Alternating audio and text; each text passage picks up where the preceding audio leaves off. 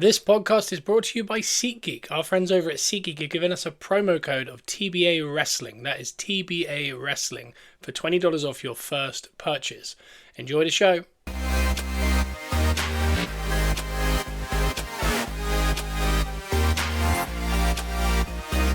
Welcome back to Gunners R Us, a podcast where we are positively Arsenal. And that we are, and we are here. It is a classic Wednesday episode. And the season is done and dusted. I've done the debrief of the Champions League on Monday. We are officially in open water. That is the summer. Getting ready for the next season. Getting ready for the World Cup. We're in there, which means we're in end of season award time. So today's episode is going to be interesting because I've gone back and I've listened to Bold Predictions episode. You can do it as well. If you go back to around the 5th of August, we were making bold predictions, Joe and myself, here on the Gunners R Us podcast.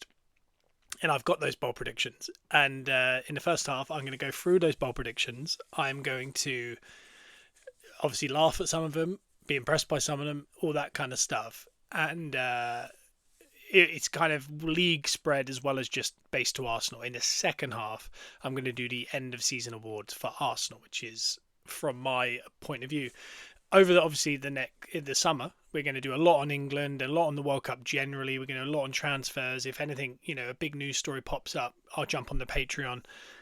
Still, the Monday and Wednesdays will go up as normal here on the main feed on iTunes and Spotify. So please give us a 5-star review.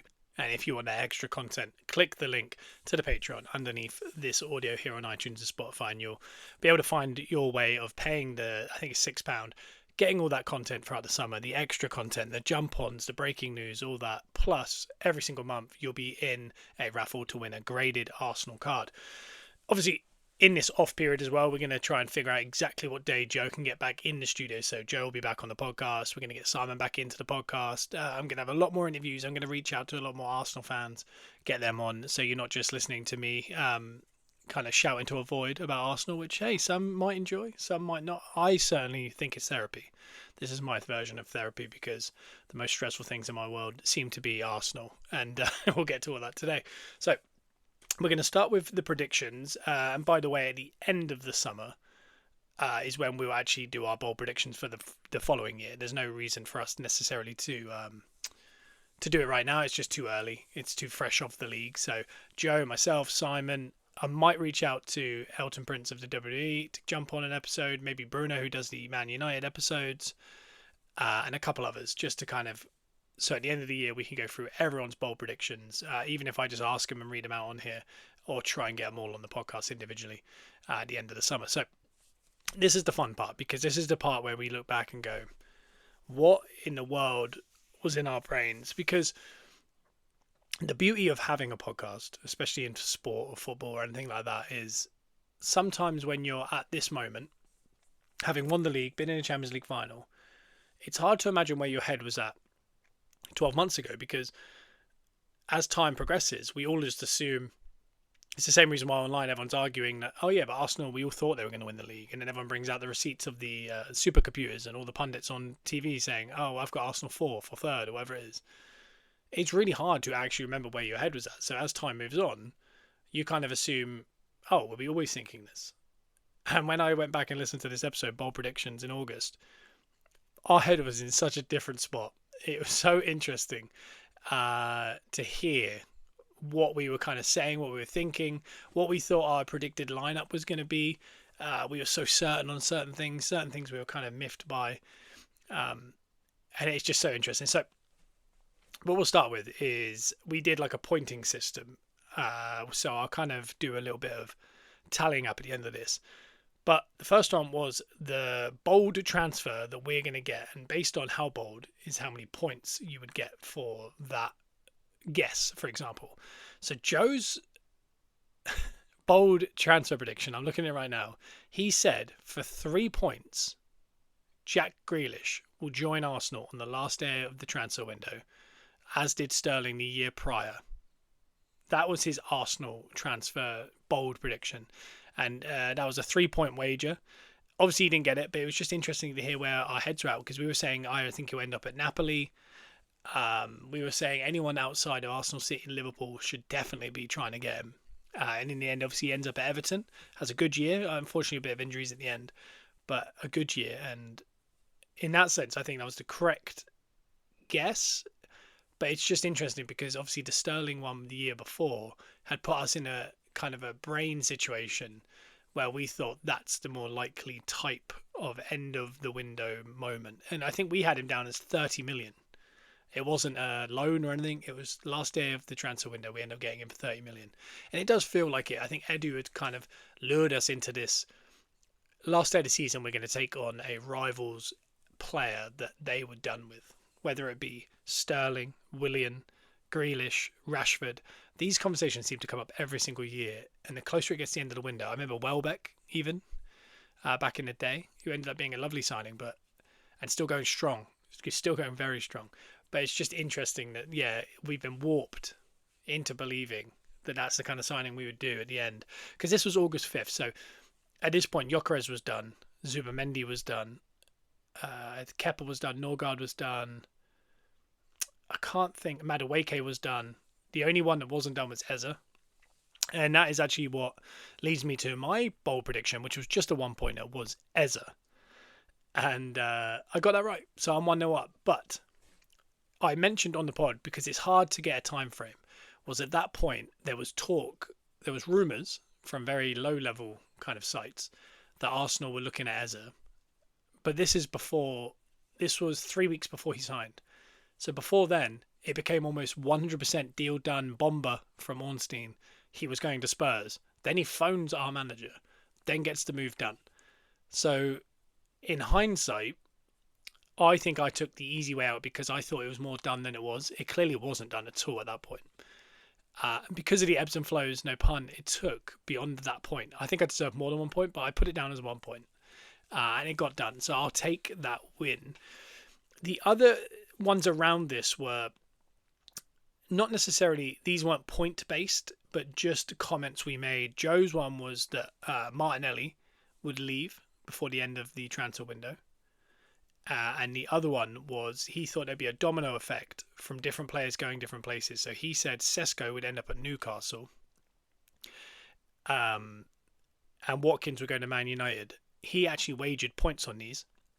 He said Sesko to Newcastle 2 points, Watkins to Man United 1 point. And on the other hand, I did 3 points for Rodrigo to go to Liverpool. We all couldn't get that more wrong. We had no clue. And it's also a good reminder of just how uninformed we are during the transfer window. Because we get talked into, at the start of this season, at the start of the transfer window, I think we all had in our head we'd probably end up with Rodrigo. And this year we're in the same boat now where whether this ends this way or not, you could probably come back to this episode in 2 months' time, is everyone's almost certain we're getting a collection of these players. Krupi, Tonali, Rogers, Livramento, and there was another one. Is it Monga? Someone like that. But basically, everyone's going in their head that that's the group, or it's Alvarez. And genuinely, at the end of the transfer window, you can be looking at a situation where none of those players came, but 3 others did. And we're actually very happy with it. But it's just so interesting because at the end of last season, I think we were going, well, we're eventually going to buy a centre forward and it'll be Sesko. I think we all felt really confident. And if it wasn't, because we tried it in January, it'd probably be Watkins on the cheap. That felt 100%. We thought Gyökeres was going to United. This is where we are now. We have Gyökeres. Man United have Sesko. And Gyökeres is a Premier League champion. Eze wasn't probably in our brains, but I think I remember saying at the start of last year's transfer window, that would be my dream signing. I just didn't think it was possible. So to have that, and ironically, obviously it ends with him missing a penalty in the Champions League final, but it doesn't take away all the kind of huge moments he's had this season. And I think he's an interesting comment because there's a lot of stuff going on in a minute as far as the England squad, and a lot of people saying, I don't think Eze should be in there. And I understand when you're putting him up against maybe Morgan Gibbs-White, because I was looking at Morgan Gibbs-White's numbers this morning. And when you look at him in the Premier League, he is joint fifth on top goal scorers. He's above Gyökeres, he's above Calvert-Lewin, he's above Welbeck, he's above Krupi, he's above Mateta, Richarlison, Etatike, Mbeumo, Sesko, Wilson, Rodgers, Enzo, Cunha, Palmer, Fernandes, Bowen. He's above all those people. The only people above him are Ollie Watkins, Semenyo, Thiago, and Haaland. And when you actually add in his assists, he has 4 assists. In 37 games, he got 19 goal involvements, including 15 goals. That is unbelievable for a relegation threat, and also in Europe. Also a major injury right at the end. That is an unbelievable return for a player. That you just, you know what I mean? You just don't kind of see it. That is the same goal involvements as Ollie Watkins.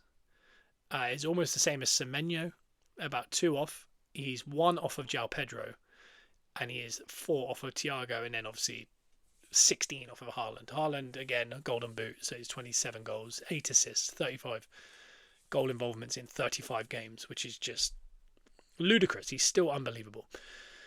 But when you put Eza up against maybe Morgan Gibbs-White based on current form, yeah, you can kind of see it, but that's not the conversation. Eza is in the conversation with other players. We're talking Foden and Palmer, because these are the ones that people were going, ooh, should they make it?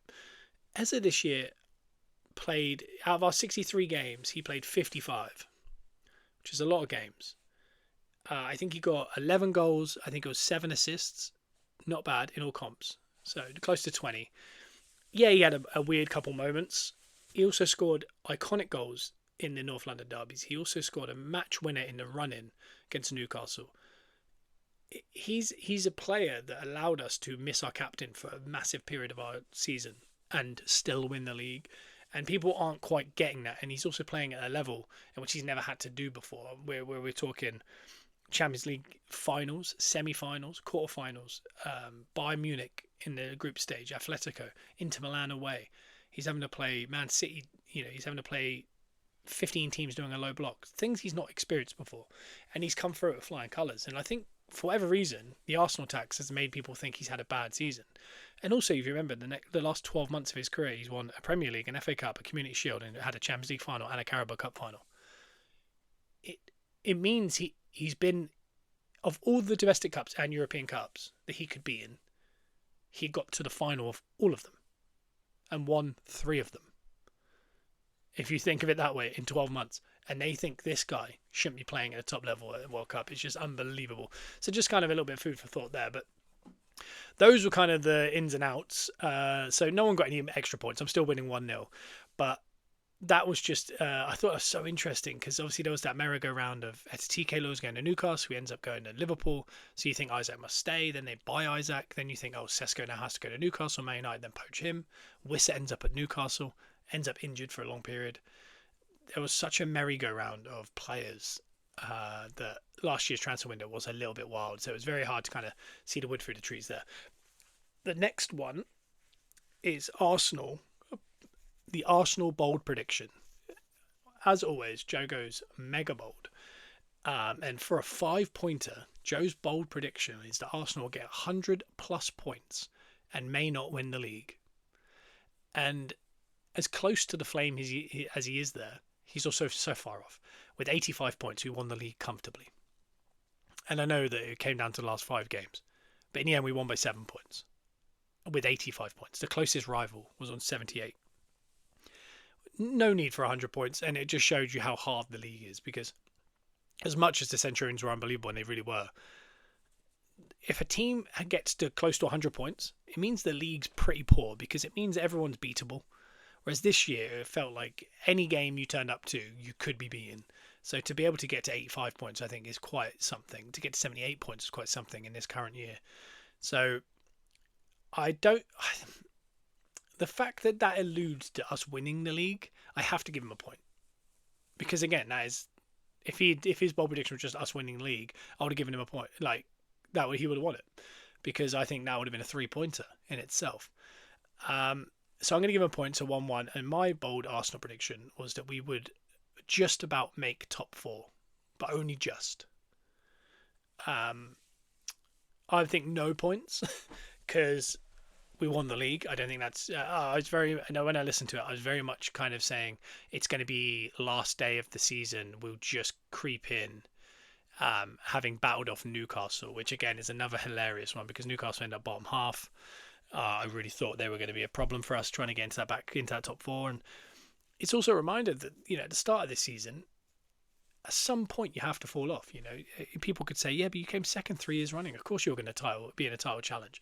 So not necessarily, teams just don't repeatedly go for the Premier League and not drop off at some point.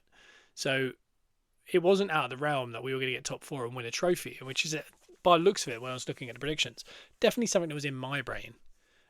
Something that I was thinking, okay, as long as we can just maintain Champions League football, but bring in a big boy, whether it's a Champions League or maybe it's an FA Cup, I was just kind of saying, I think they'll keep us ticking along and give us a rest and allow us to go again next year. In the end, obviously, we did the opposite. We went to 2 finals, won the league, and so close to essentially immortality. But I say no points for my one there. So this is my league prediction, general, and this was for 3 points.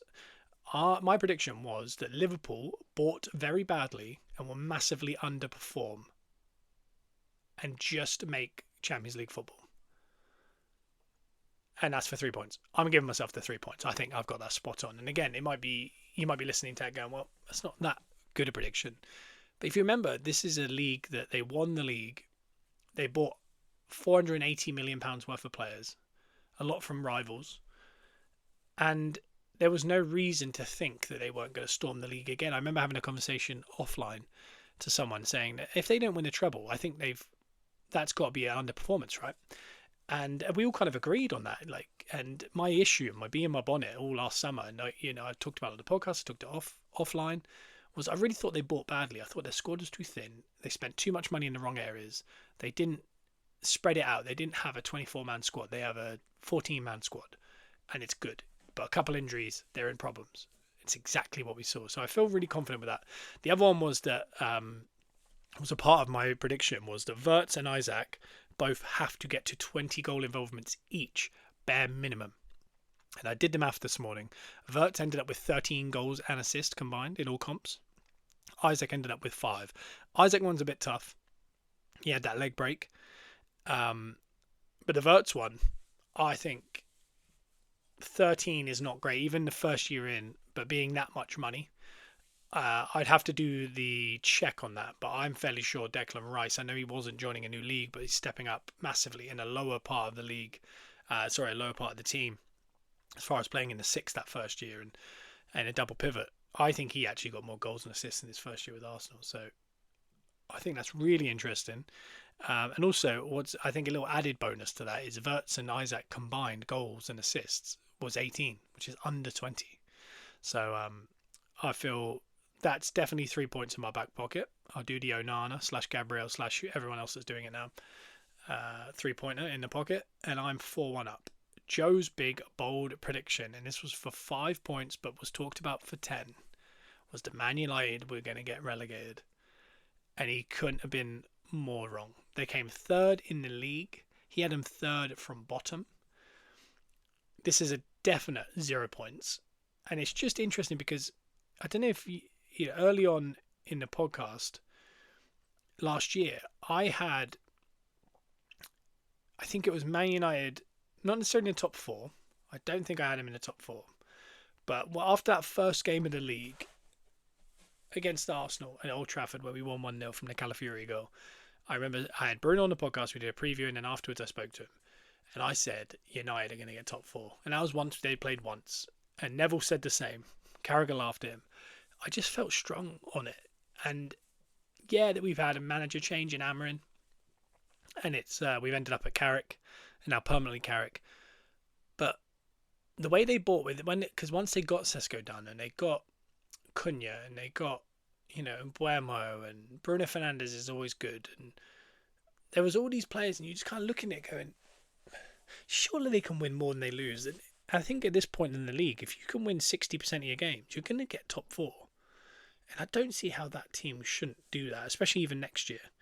Maybe with Europe, it'll be a bit more tough because this year they played 40 games in all comps total. Arsenal played 63. So that difference in energy levels needed and squad depth and things like that. And I think early on, they've lost Casemiro now. They've brought in, I think it's Edison, the midfielder, Brazilian midfielder. Is that an improvement? Don't know. But again, it's a long way to go in the transfer window. It's not even open, but the signing's happening. Or is it open? It might be open actually June 1st.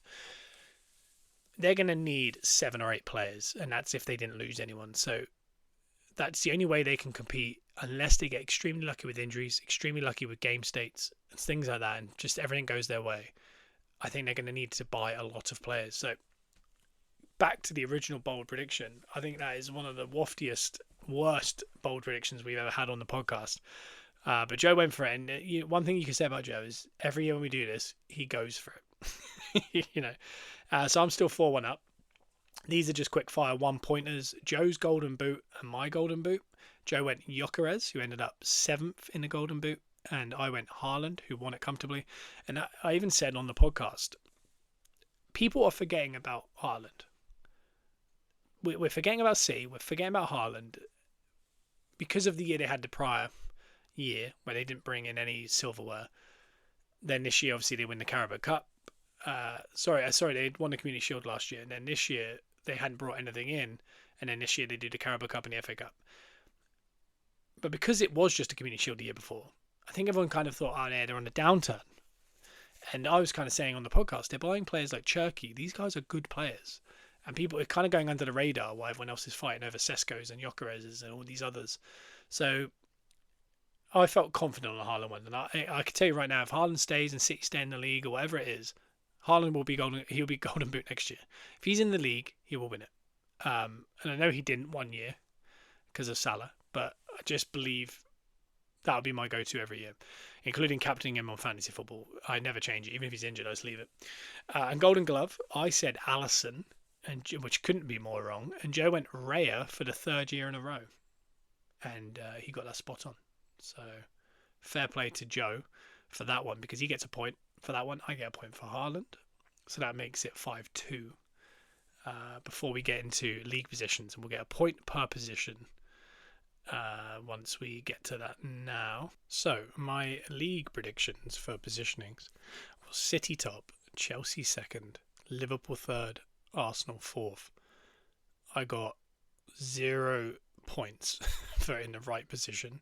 As far as actual top 4, I think only Arsenal and City made it. But Arsenal 1st, I went 4th. City 2nd, I went 1st. Liverpool, I believe, came 5th. Or did they creep in 4th? I think they came 5th. So no points for me. And Joe's top 4 is an interesting one. Arsenal, City, Liverpool, Chelsea. So again, I think we felt very confident that those 4 teams would be the 4 teams in the top 4. We weren't right, but 2 of them we were very sure on, because I had City in the top 2. Joe had City in the top 2, but Joe got the first 2 in the exact right positions. So 2 points to Joe. So that would be a 5-4 before we go into relegation. Obviously, Joe had Man United in the relegation zone, then Everton, then Sunderland, rock bottom. All 3 didn't get relegated, so no points there. I had Sunderland just creeping in over Brentford, which again, going to be both of those teams. One got Europe, one was very close to Europe. The Leeds, who did also very well, and I had rock bottom Wolves, which was spot on positioning. So I get a point, so that'd be 6-4 to me. And then we've got a few others. We have Scott's first sacking of the year. I said Vitor Pereira of Wolves. Joe's first sacking was Thomas Frank of Spurs.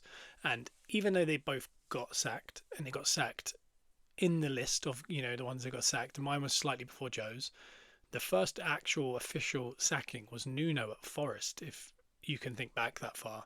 They then appoint Ange, he gets sacked. Then I think they appoint Deitch, he gets sacked. And they end up with who was the Forest manager there? It wasn't Pereira, was it? Was it Pereira? Let's have a little quick check. Who is Forest manager now? It's the one that was at it was Vitor Pereira. So I had Vitor Pereira to be sacked first. He ends up being the manager of Forest when they survive. So there is some roundabout conversations there. to be had. But we both got it right that two managers, they did actually end up getting sacked, which I think is quite good. I'm not going to give it a point because it's a bit of a stalemate. But the official first one was Nuno Santo at Forest. What is successful at Arsenal is the last one we did. These aren't necessarily a point, but I'm going to give a point if it's close. I'll give a point based on how many points we make in our prediction, because it was more of like a sentence. Joe's one, and this is unbelievable, was based on Arteta's going up every single year. So, reaching the Champions League, then getting quarters, then getting semis, and in the league getting 8th, 5th, 5th, 2nd. He said one of the two, Europe or Premier League, will go one step further, if not both of them, in some capacity. And his actual prediction was Arsenal will win the Premier League and get to the final of the Champions League, but not necessarily win. And that is spot on. So I have to give him 2 points there, which makes it 6-6. Then my prediction was final of the Champions League and top 4. And even though I'm right with the top 4, it's a bit wafty based on what happened. So I can't give a point there, but final of the Champions League, I have to give myself a point. So at the end of the predictions, I win 7-6, which I think is actually really... That was very tight, because I think in some spaces, my predictions were ridiculous and some were really good. And then same for Joe. He had us winning the league and making the Champions League final, but not necessarily winning. But he also had Man United going down. I had Wolves rock bottom, but I also thought Brentford and Sunderland were in a scrap for relegation. So there's so many ups and downs there in the predictions. And again, it's also a huge indicator of how long a season is, and just so many twists and turns along the way. We just don't know where it's going.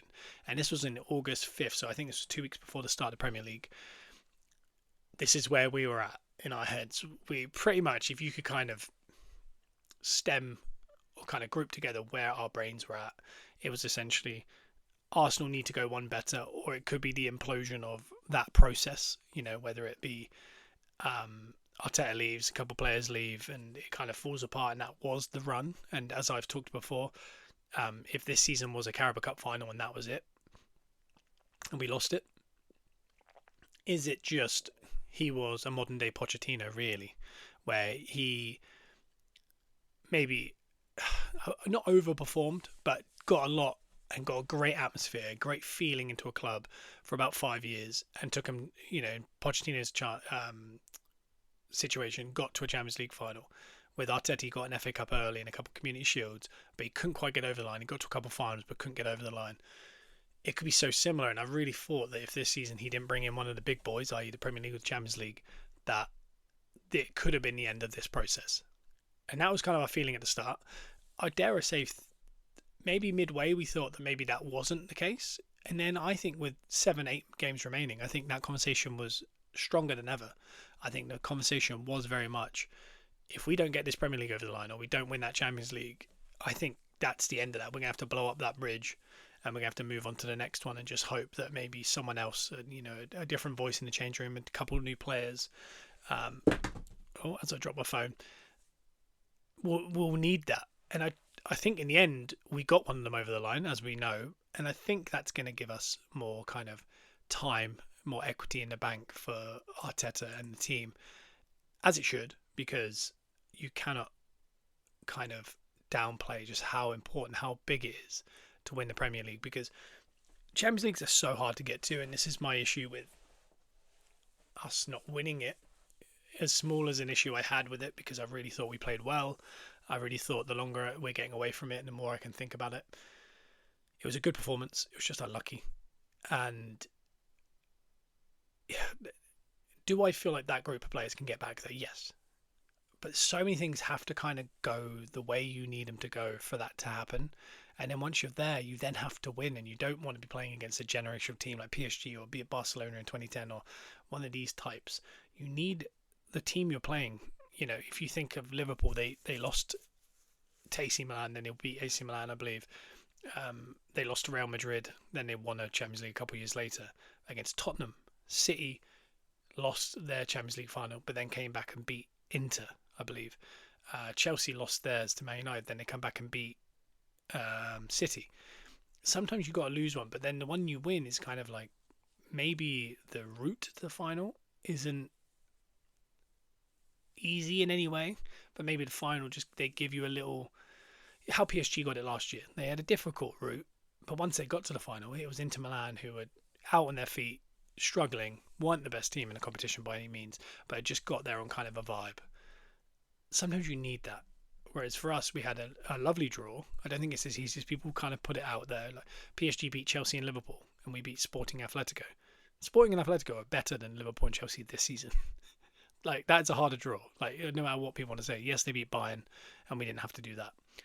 But when you look at it as a whole, sometimes you need those things to go your way. Maybe next year, you do get Bayern, you knock them out, and you do get Real Madrid, you knock them out. But then when you get to the final, it's a plucky underdog that's kind of got there based on some really hard performances, but they're kind of maybe out on their feet. But now they're there because it's the end of a long season. They don't have the squad we do, and you kind of need those things to go your way sometimes. Or maybe it is indeed the third time we play PSG and we finally get it done. Maybe it's that, but so many things have to go your way, and that's my one kind of worry is, can we even get there? And if we do, is the pressure even higher? Because to get there twice is really hard. Get it once is hard. Twice is really hard. If you don't win that one, what the likelihood of ever getting to a third one? You know what I mean? And then it becomes like a burden, like a Dortmund burden, where they can kind of get to these finals intermittently throughout the year, and then they keep losing them. And then this pressure starts to build of like, we don't want to be that team that never wins a cup final and all these kind of things. So realistically, when I'm looking at the year that was, it's just you could almost do a 5-hour podcast on just the fact that it took on so many different faces across the season, where where we thought when Szoboszlai scores that free kick at Anfield, and you go, and if you remember Liverpool winning a lot of games in the 95th, 96th minute, and everyone was going, God, they're not even good yet. They're struggling. They've just spent $500 million. They won the league already, and they're not playing well, but they're winning. And everyone was looking around going, it's going to be a long season for the rest of us. And that was kind of the consensus. And it's so funny to look back because it really was, they just actually weren't very good and they were happening to win. And then the winning goals weren't happening. And all of a sudden, it exposed that the football wasn't good, the play wasn't good, the squad wasn't good, and there was a magnitude of issues. But if you'd spoken, and again, it's so good to have a podcast, is you can go back to 6 games into the season on our second of 50 international breaks, and we're sitting there going, if we just got to take these 3-game chunks and then just hope for the best, hope Liverpool start to drop points, and you're worrying about Liverpool, and then all of a sudden you are ahead of the pack, and you think, and I remember us on the podcast going, we're not actually playing very well, but we're top. As long as no one really mounts a comeback, we might just walk our way to the Premier League without actually being at our best. Then all of a sudden January comes, and here comes City, and you go, oh, and then you start hearing the narrative of once City love to chase.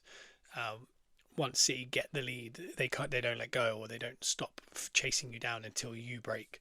There's all these kind of narratives, and you go, oh man, why couldn't they just let us have it? And then you start thinking about the charges. You start going, do you know what? I wouldn't even mind an asterisk next to our title, and just they get 50-point deduction, and we can actually relax.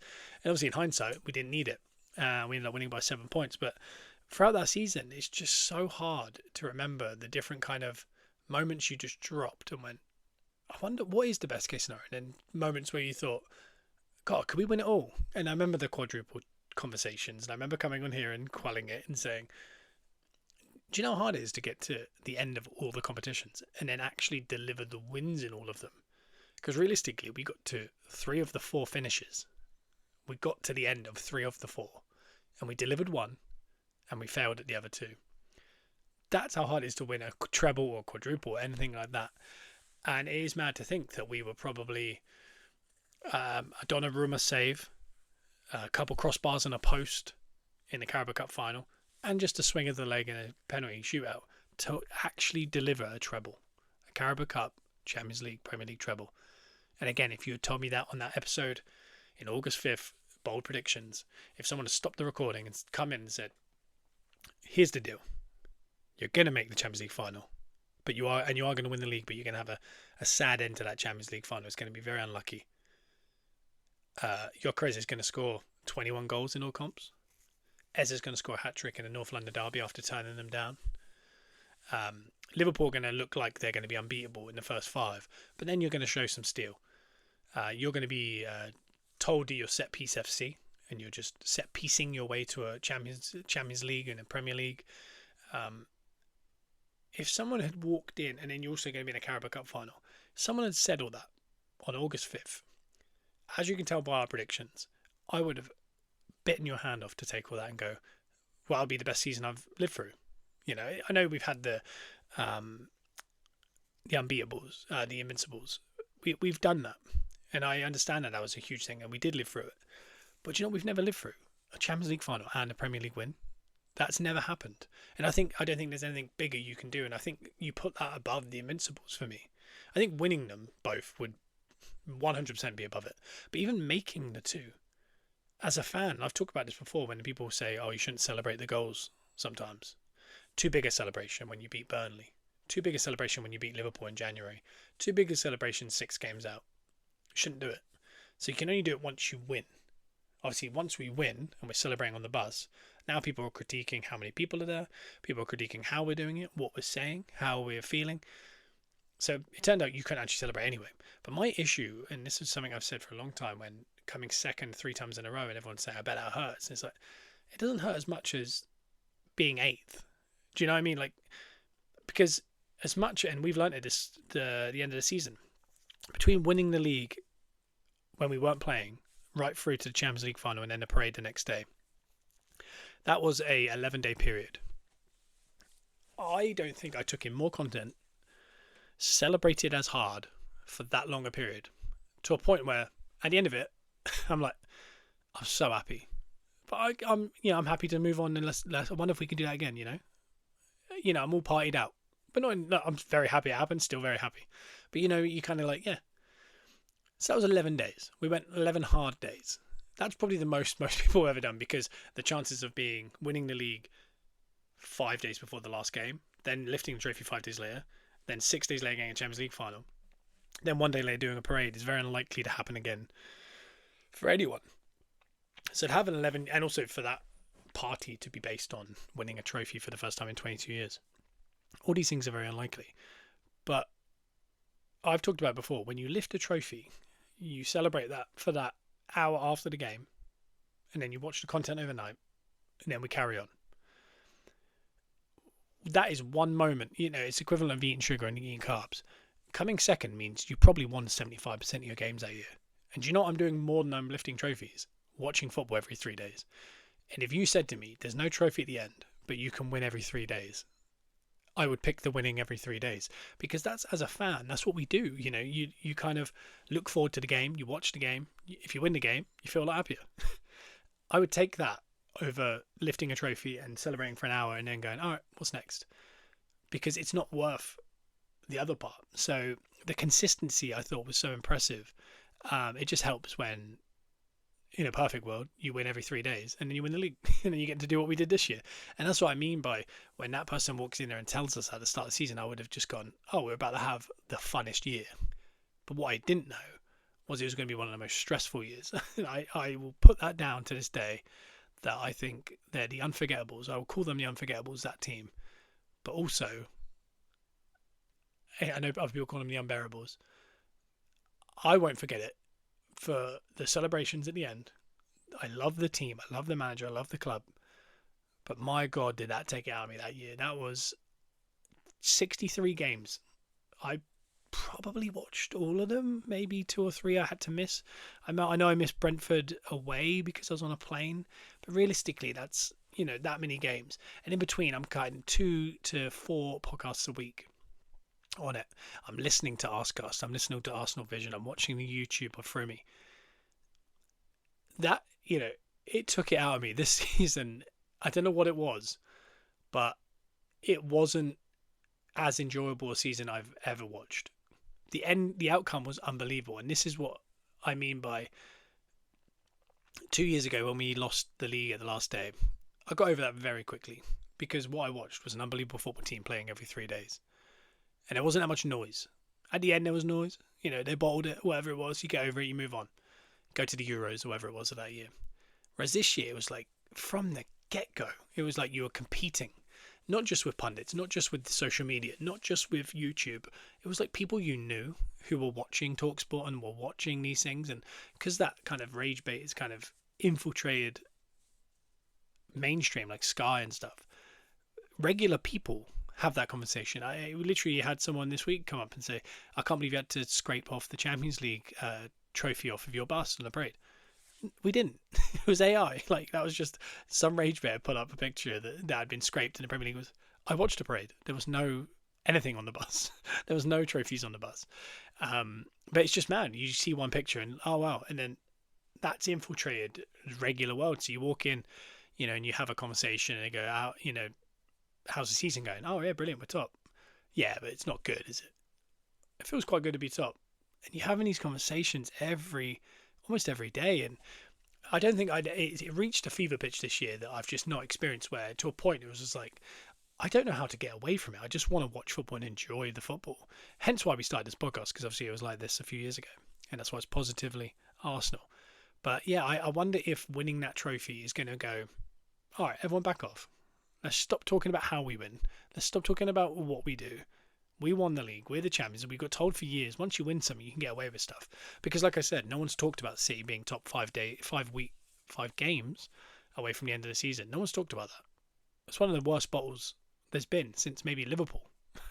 That is not good. Not talked about. And it's because it's Pep. It's Man City. They've won a lot.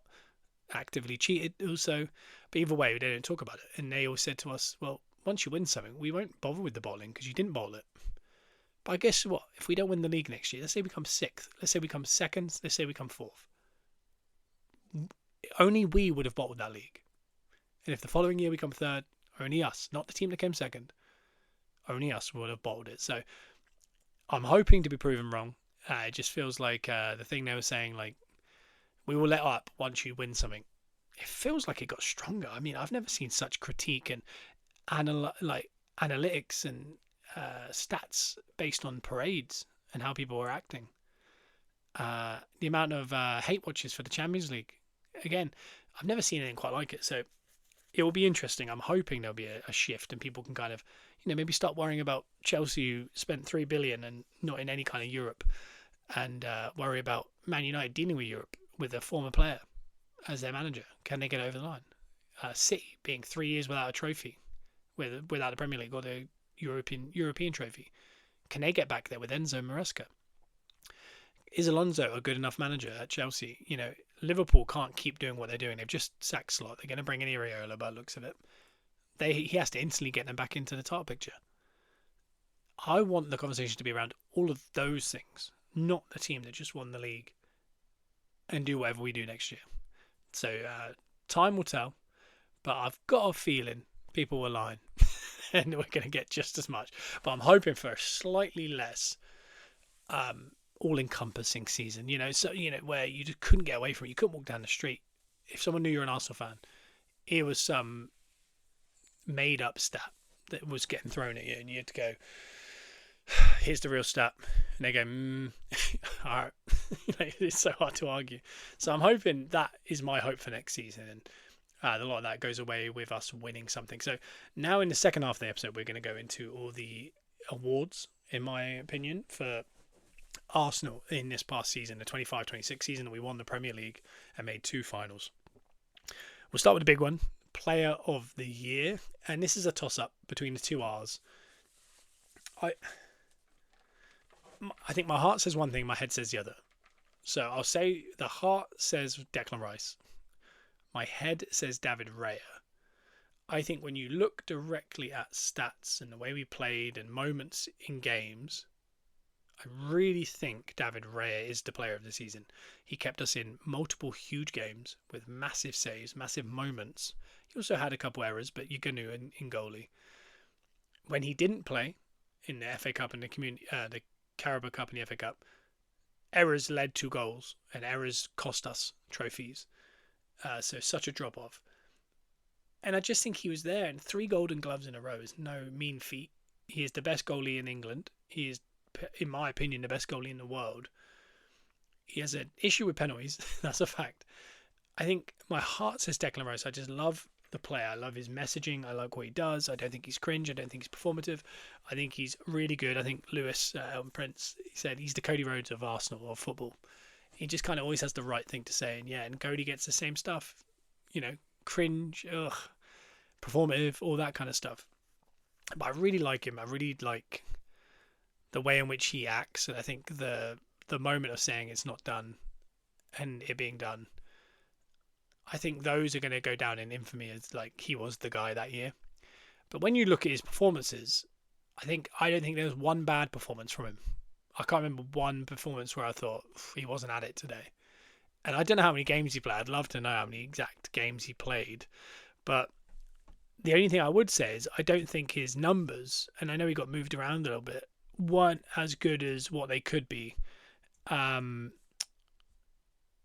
Because he's been proven to get assists and goal and crash the box, and I know he got deeper as the year went on. But I'd love to know how many games he played of the 63.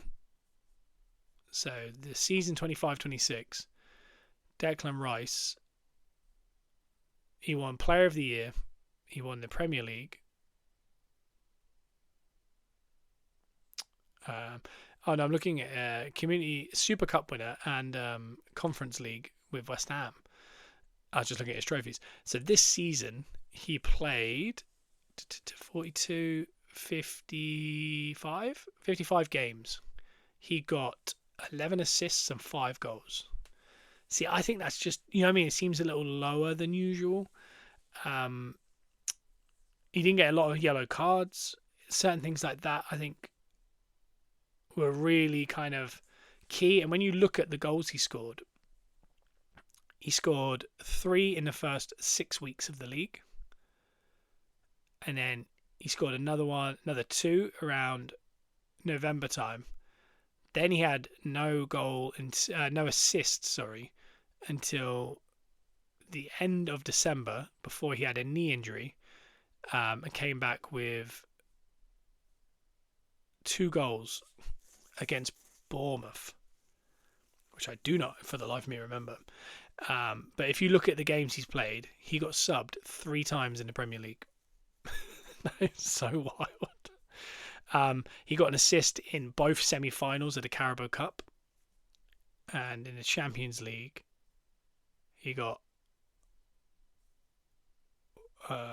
2 assists and then a goal, and he got booked in the 103rd minute of the Champions League final. So when you just look at it, it just looks correct. Like when you it looks like he was the guy that kind of held the team together. I do think so. When you look at the whole year, so I'm trying to weigh it up. If Raya missed 10 games of the Premier League, would we have actively struggled? And we can see yes. If Declan Rice had missed 10 games of the Premier League, would we have struggled? Yes. Who would we have struggled more without? And I think they're both the same. And I really don't know. I could go around the houses a little bit with the stats and all that kind of stuff. Like I said, my head says Raya, my heart says Rice. I wish I could give them combined. I'm going to give it to David Raya. I don't know. I just think he was so important for us this year. I really do. So I'm going to give it to David Raya. The moment of the year is the second award, and I think there's one particular moment. There's quite a few games I've really liked and feelings I've had.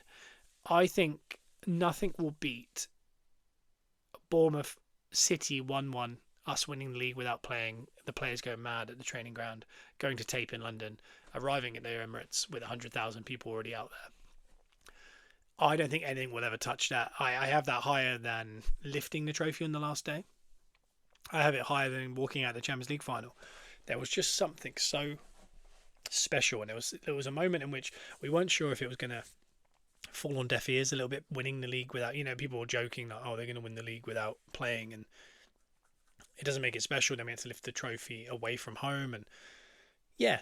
But I also am a big advocate for chasing things, and since the Emirates has been up, we've won some Community Shields and some FA Cups. Obviously, neither of them were ever at the Emirates because it's at Wembley, and I think we've got Cardiff for the Community Shield this coming year. But the only thing you can really do at home is win the Premier League. So it's very unlikely teams are ever going to lift a Premier League in their home ground, because you've got to win it before the end or win it on the day in which you were playing the last home game. And you've got to win the league. And there's only, off the top of my head, 7 teams that have won the Premier League. So since we had the Emirates, this was our first Premier League win, but we never truly got to lift it at home, and that is something I think we can continue to chase. Like when you think, oh, that's been ticked off, we don't necessarily have to do it again. Not that I think anyone would think that way, but it's also a nice little thing of like, next time I want to win it so that we can lift it at the Emirates. I've got a feeling, this is a little bold prediction, that without it being bold prediction time, that next year they're going to set these fixtures up, not random. You know how they supposedly, quote unquote, randomised them, and we keep ending up with Stamford Bridge, Anfield, Old Trafford, Etihad all in the first 3 weeks half the time.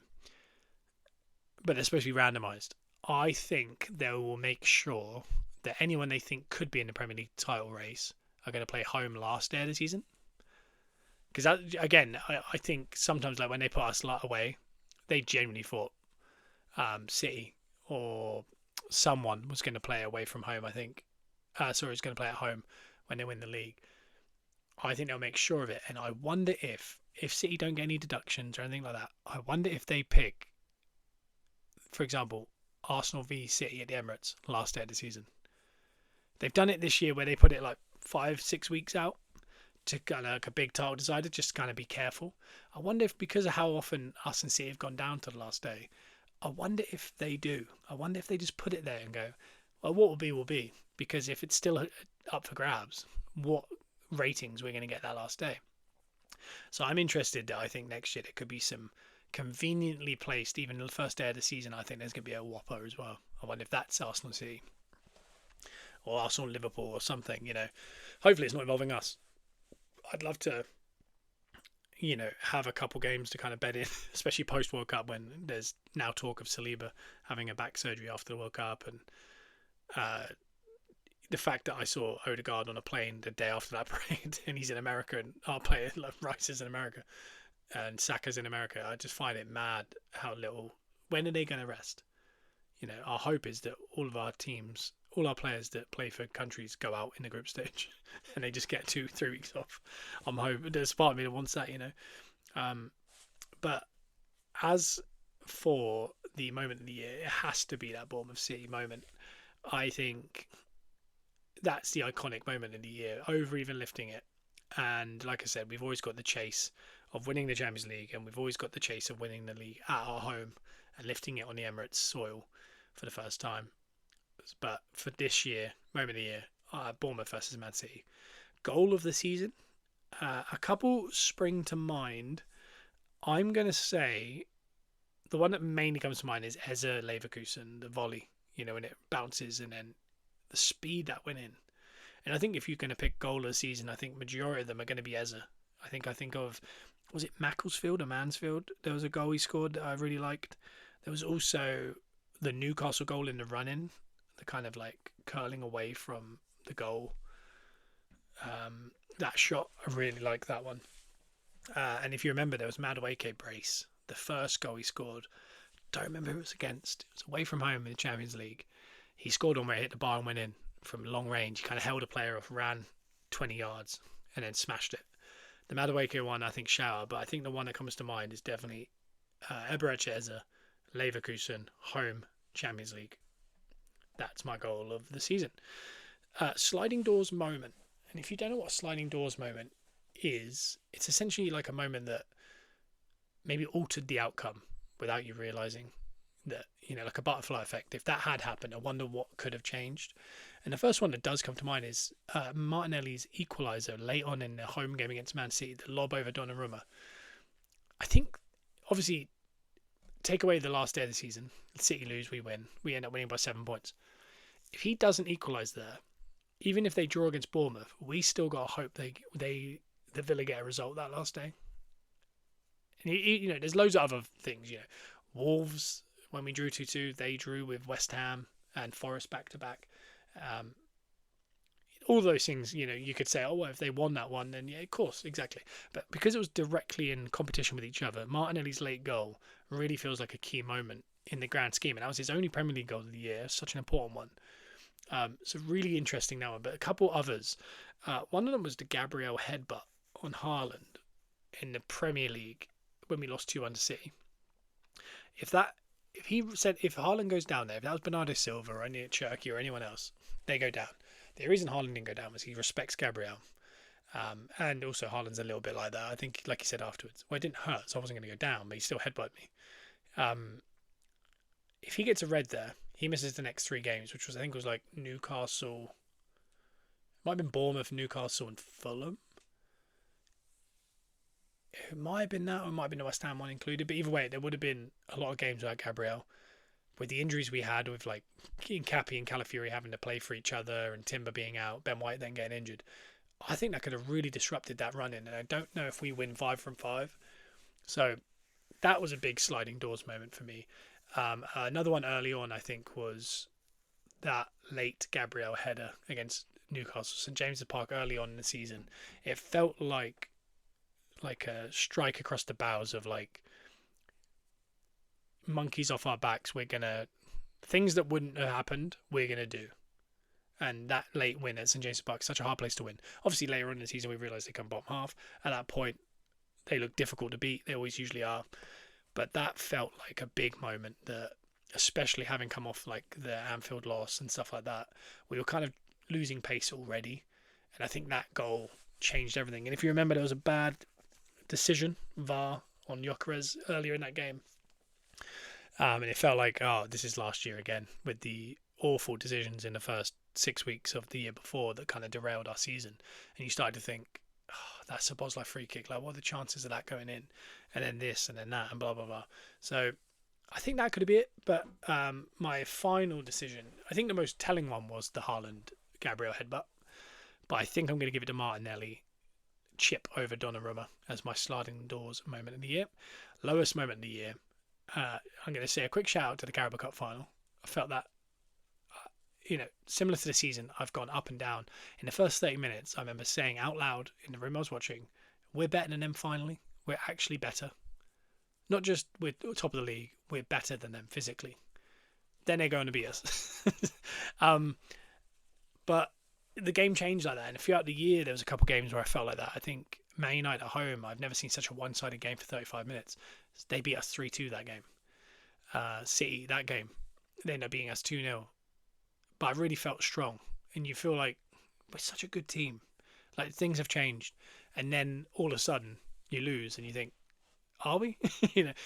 And the whole season felt like that. It felt like we were winning, but we were not very good. We were being told we weren't very good. And then when we were really good, we weren't winning. And I don't know, just an odd thing. And I think that cup final felt like kind of a short synopsis of the whole season in one game. But my lowest moment, it's out of these two again. It's Wolves away, going 2-0 up in such a crucial part of the season where it felt like we were in the running. I think it was the final 10, 11 games. And this could be the sliding doors moment. That 2-2 where we threw away a 2-goal lead at Wolves, who are rock bottom. We now know that the players had a big conversation and actually galvanised them. We ended up still losing to City and Bournemouth after that and nearly ruining it again. But that felt like it could be even a sliding doors moment. But it's that I felt so low after that. Like, that is the only thing you can't do. Be 2-0 up and it's that good and you do that. And I remember just that pressure got to me and I thought, but I think for me, Alex Scott's goal at home to make it 2-1 against Bournemouth, coming off the Carabao Cup loss, the FA Cup exit, and then back in the Premier League, City beat us. Then this game was like, even though City beat us, we're still 3 points clear. As long as we don't lose, they can't catch up. And then instantly losing 12 o'clock on a Saturday and just giving them that instant like, oh yeah, you can get in now. And when that goal went in, because of the time it went in, about 80 minutes, 85 minutes, something like that, it just felt like one of those days. And we were playing a certain way that we'd done a lot of this year, where it felt very stodgy and they weren't kind of expressing themselves in any way, and you didn't feel like a goal was coming. But at 1-1, you just thought, could we nick this like we did with Dowman? Again, another great moment of the year. Dowman's goal, and especially just that win as well. We needed that win. In hindsight, we really needed that win. But when that Alex Scott goal went in, I think that's the lowest I felt all season. I felt lower than I did in the Champions League. When that ball goes over, I think both the Carabao Cup, the Wolves, and the Bournemouth game all felt worse than when we lost the Champions League final, which shows you a lot about pressure. And once you've won something, kind of things don't hurt as much, maybe. I don't know, but that really, the Bournemouth one, that was the one that hurt me the most, I'd say. So that was the lowest moment of the year. Transfer of the year, I think this is going to be controversial. The Arsenal transfer of the year. So we had Norgard, Kepa, Zubamendi, Mosquera, Hincapi as a loan, Eza, Gyökeres, Madueke. I could probably make an argument for 6 of the 8. Maybe not Kepa and Norgard. I think they're still fine signings. I think they added.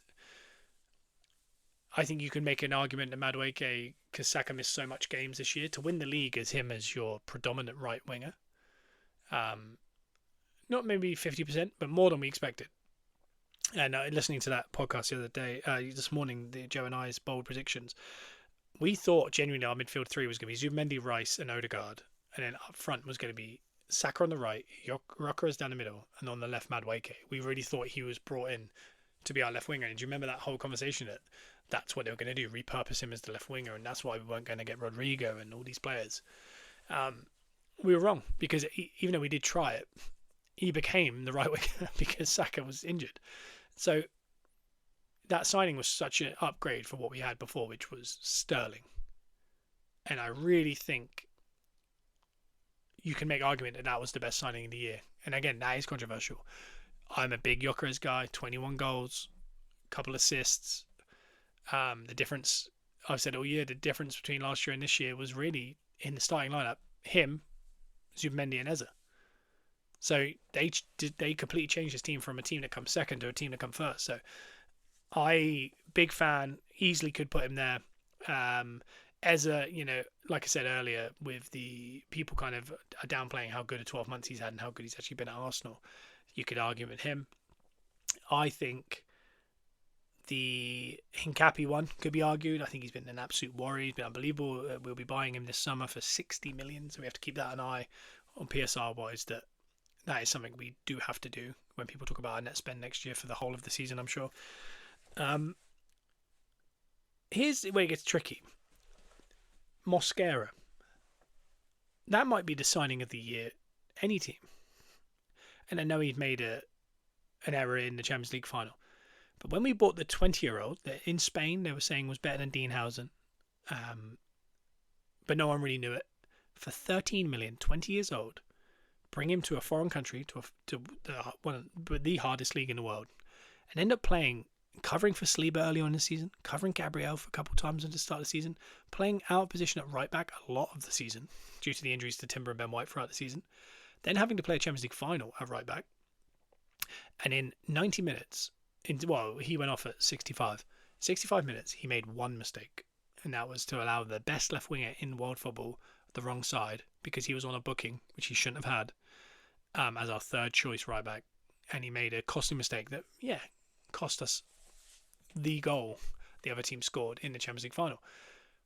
But when you just look at that, when you look at the market, 13 million for a 20-year-old who played that many games in the end and played that well, that is one of the easiest arguments to make that he was the signing of the summer for us. But I'm actually going to be even more controversial. And I'm going to say it's Zubimendi. And I think, again, seasons are long. People will forget that he was so important to us up until about February. And the reason being is he played nearly every minute of every game. And he played about 50 games back to back. and didn't get any time off. Went to internationals, came back. He scored braces. He got hat tricks. He's winning headers. He slowed down the tempo. He allowed us to play the way we've played this year and be really awkward to beat. And at the end, I think he got villainized for. And then Lewis Skelly comes out of the blue and he's playing forward passes, and everyone's like, "This is what we should be doing all season." If you do that all season, you will get beat sometimes. Zubimendi didn't allow us to get beat for a long, long time because of the way in which he plays, and he's pragmatic. You need players like that. And then at some point, you don't need players like that. You have to go, no, we need less players like that. We need to be more expansive. But you also need these players to rely on. So he's such an important part. And I think up until January, I think everyone would agree he was the signing of the summer for us. So only this end bit that's made everyone question it. But I'm going to just ignore that because I think he got ran into the ground, and I think we just needed a different approach at the end of the season. So my signing of the summer was Zubimendi. Favourite game of the year?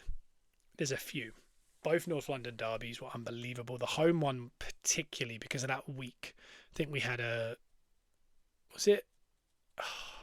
think we played Chelsea. We drew 1-1 with Chelsea, I want to say, at the end of it. But in the week we played Bayern Munich, and at the start of it we beat Tottenham, and this was coming off of a loss we had to win. And we have that week where Eze scores the hat trick. They did the fan zone in that cube thing they did a couple of times this season. They did, and then we had the Bayern Munich game. And again, that's the other one I was going to bring up, was the Bayern Munich game. That was the best we played all season. Might be the best we've played in about 6-7 years. Maybe longer. I dare I say 20 years. I think it's the best we've ever looked. It was just unbelievable. We were strong defensively. We were great going forward. The combinations were unreal. We were so good. We were fluid. And it was also when we needed it the most. And that was coming off a North London derby. And I don't think we had a better week all season. I really enjoyed that. Because the football was good. The vibes were good. And he needed it at that moment. So the Bayern Munich at home in the group stage of the Champions League, both North London derbies. But my game of the season actually came up very early, not long after that podcast we did with the predictions. It was Leeds at home. I think we win 5-0. Eze comes out in his jeans. Will it all work out? I don't think... It could almost be moment of the year for me. The vibe of that day, 5:30 Saturday, sunny. Eze rings our manager, leaves Tottenham's medical, comes over in his jeans, that music playing, and then we just win 5-0. Gyökeres gets a couple, and you just go, do you know what? It could be us this year. And this was early, and again, we ended up, I think, lost the next game or whatever. It just felt like that moment where you just, it's just early in the season, new shirts are on, new signings are on show, nice, comfortable win, 5-0 at home, Emirates Stadium, and then a signing, for me, a dream signing.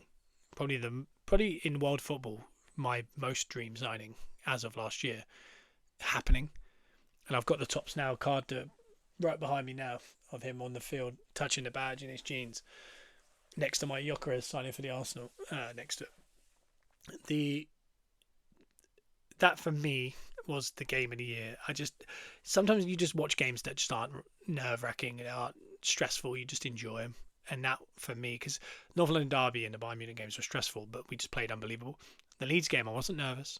I enjoyed it. And for me, that is it. Underrated player of the year. I'm not going to talk too much about it because I just did it. I'm going to put Zubimendi there.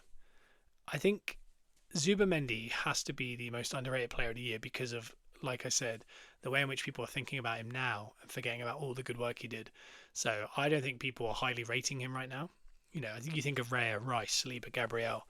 I think everyone agrees that Nkapia, Mosquera and Timber are unbelievable. Ben White coming back into action, unbelievable. Declan Rice. Eze, Saka. Saka may be overrated this season. A lot of people are feeling. I just think the most underrated player in that team was Zubimendi, so I'm going to stick with that. Breakout player of the year has to be Maitland. I keep saying Maitland-Niles. I see MLS written down, and I say Maitland-Niles. Miles Lewis-Skelly. I hope he doesn't go the way of Maitland-Niles. The way he came in, having played 5 months in training in midfield and learning the craft, ready for that end bit, and the way he stepped up in the semi-final of Champions League and a final is madness. That 2 English midfielders played in that Champions League final. 3. Including Eze. One of them isn't going. And I would say he was the best of the 3 on the night. And that is so wild to think that England have a player like that not on the plane. But again, it was difficult timing because he came back into that team late. So I think it was tough for Tuchel and all those kind of things. But I think we've got a real player in our hands, especially in that position. I think he allows it, unless we have to sell someone. We don't have to go buy £80 million Bruno Guimaraes or Tonali or Fernandes from West Ham. Or it allows us to go, let's keep that crew together. And Maitland-Niles is going to just play more games earlier in the season. Arteta said himself, it's my fault. I should have played him earlier. And I wouldn't be surprised if he isn't starting the season in the midfield with Rice and whoever it's the 10. I really don't know in that position. So for me, Miles Lewis-Skelly is my breakout player of the year. And the last one is not an award, it's actually early shout for player of next season. And I'm going to say, and this is not controversial, but I think this could go very much the wrong way. I'm going to say Nwaneri for next year. A lot of people have him down as the guys who are going to be sold pure profit. I understand. Probably get 40, 50 million for him right now. Is he an Iwobi? Is he a Willock? Or is he a Saka? We don't know. Before Dalman came around this time last year, we were all agreeing that guy's unreal. He needs to play a lot more football. It's only this year that we've kind of, with what we've done without him, we've got excited, and thought we don't necessarily need him. We did the same with Lewis-Skelly. He was unbelievable. Him and Lewis-Skelly were the future. Lewis-Skelly stuck around and then managed to kind of restate that kind of flag in the ground of like, yeah, I am the future still. Nwaneri hasn't had the ability. If he stays around, I genuinely think he is generational. I genuinely think he's really good. So he's going to be my early shout for player of the year next year. Or just, like a bold prediction of a very good player next year necessarily, because it's easy to say that maybe Declan Rice will be the player next year or Saka back into form. Who knows? That's been my end of season awards. I'm going to try and get some from Joe and Simon and that before the next one. Something I'm going to do on the Patreon at the end of this week, if you want to join our Patreon, is I'm going to do a player rating for the whole squad. I'm going to go through each player and kind of where I stood on their performances and highest rated, lowest rated player, all that kind of stuff. I'm going to do that for the full 26-man squad. That'll be on the Patreon at the end of the week. Click the link below this on iTunes and Spotify. While you're there, click the 5-star review. And click the link to Patreon. You go through that link, you can get it for £6 and there's no taxes. If you go through the app, it's taxed. But once you do sign up, you can use the app to listen to the episodes with no extra money or anything like that. It's just the app's really easy to use. It's just when you sign up on it, for whatever reason, there's a tax. I don't know why. And that'll also put you in, we've not got many Patrons, so that'll put you in a raffle to win a graded Arsenal card that could be worth anywhere between 40 quid and 100 quid. So well worth it for the £6 because you're probably going to win a graded card. So please jump over there on the Patreon, and also obviously you get all these extra podcasts. I hope you've enjoyed the episode. I can't wait to do bold predictions at the end of the summer. But we're officially into World Cup season. I think there's friendlies already happening. I think Ghana and Wales played last night. We're in a different world. The Premier League is done. We're champions of the Premier League. What can we do next year? I cannot wait to find out. And as always, here on Gunners Are Us, we'll be talking about it every 2 days. We'll be talking about Arsenal. So stick around and let's enjoy the World Cup. Bye-bye.